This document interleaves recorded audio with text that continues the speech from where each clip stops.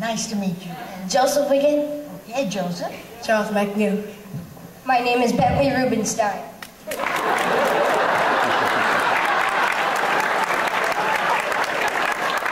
Well, I tell you, this is class, believe me, and I am so thrilled to be here among all you dancers, because I'm not, now this may come as a shock, but I'm not what you might call a dancer. I'm one of those you say, she moves well. You know the kind. But I learned to count to 8 at a very young age, and I really enjoyed everything. About the only thing I ever wound up doing was a time step. That's about the best.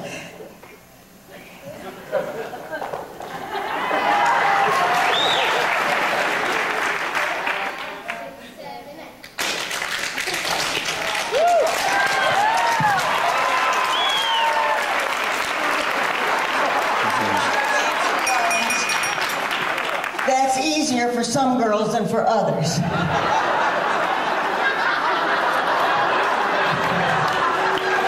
Now, do you know how many Tonys Tommy Tune has won? Yes, ma'am. 9. And across the board. I mean, 2 for performing, 3 for choreography, and 4 for directing.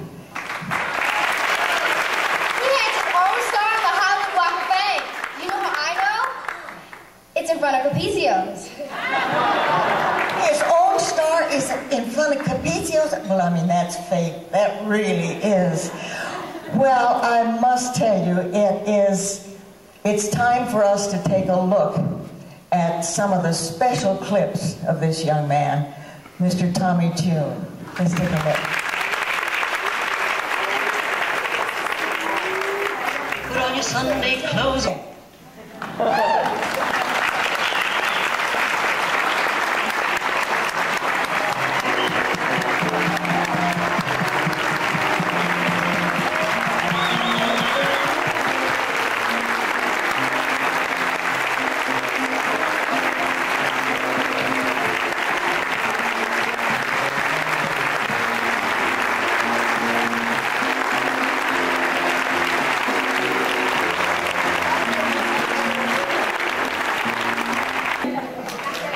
Oh, yes, we have.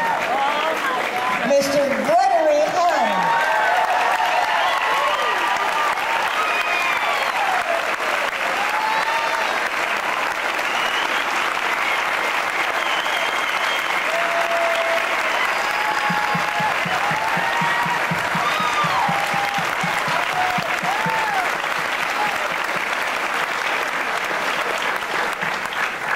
Thank you. So it's so nice to be all of us together. It's just great to see new people starting out, and Jack Carter.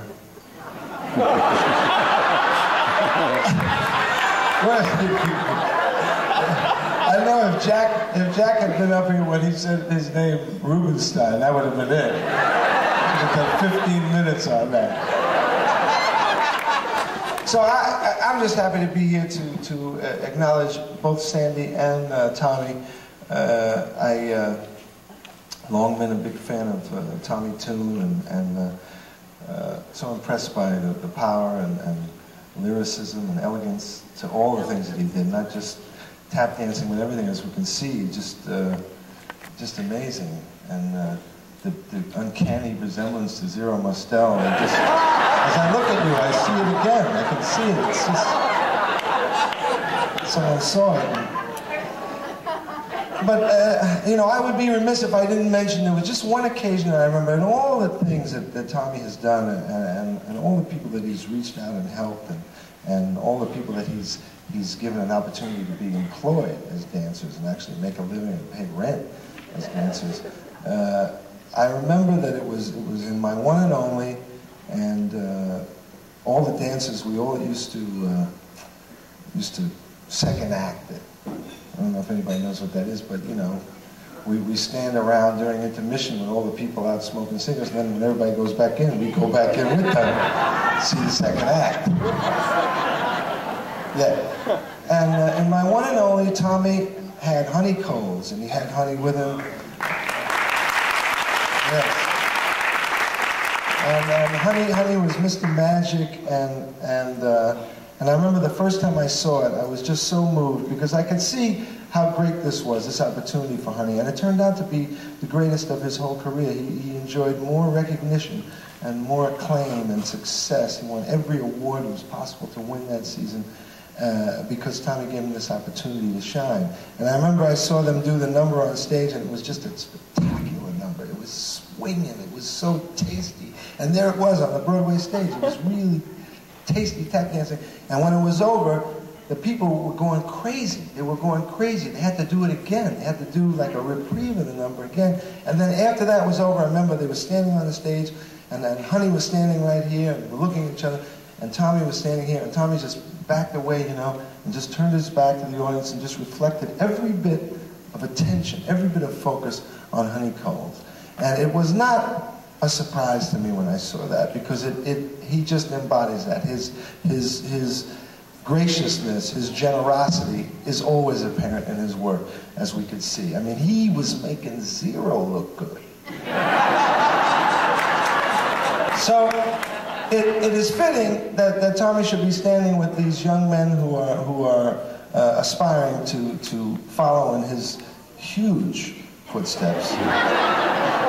Yes, and I am just honored and privileged to be here, to just share in this day a little bit for you.